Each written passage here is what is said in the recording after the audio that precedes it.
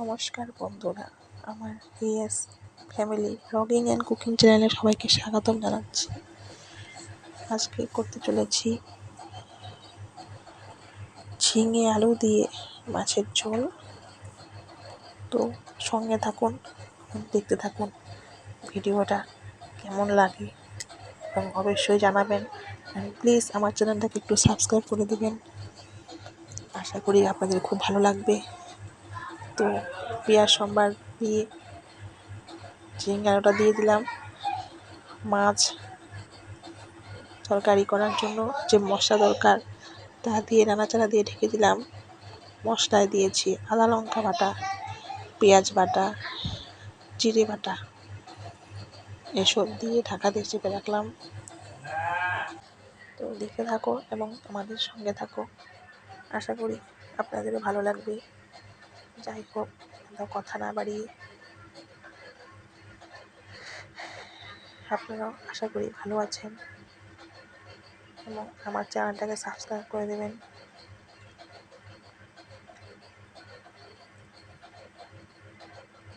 যারা যারা আমাকে লাইক করেনি তাকে লাইক করে দেবেন এবং শেয়ার করে দেবেন। এখন ঢাকনাটা খুলে দেখে নিচ্ছি সেদ্ধ হয়েছে কিনা। তারপর নাড়াচাড়া দিয়ে দেখলাম সেদ্ধ হয়ে গেছে। একটু কষিয়ে ঝোলে জল দিয়ে দেব।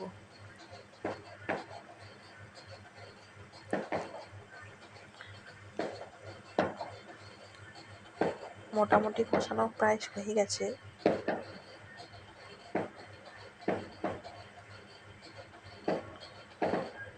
মোটামুটি তেল ছেড়ে এসেছে। দিয়ে দেব পর্যাপ্ত পরিমাণে জল, কিন্তু একটু নাড়িয়ে চাড়িয়ে নিচ্ছি।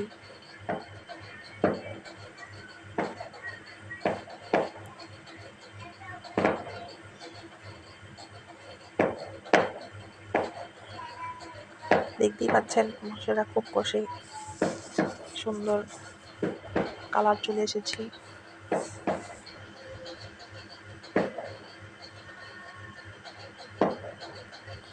মোটামুটি অনেকক্ষণ কষানোর পরে সুন্দর তেল ছেড়ে দিয়েছে মশলা থেকে।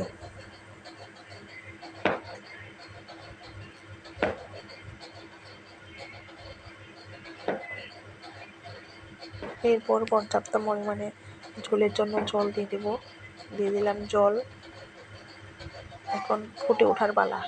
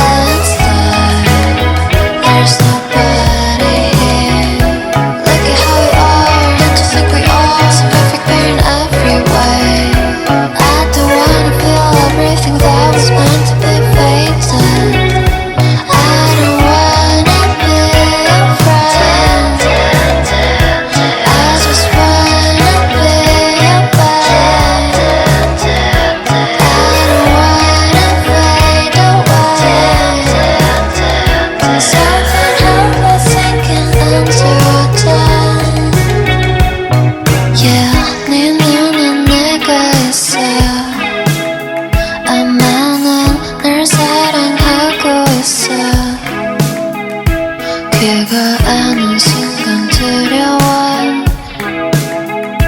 에어컨 영원할 수 없는 걸.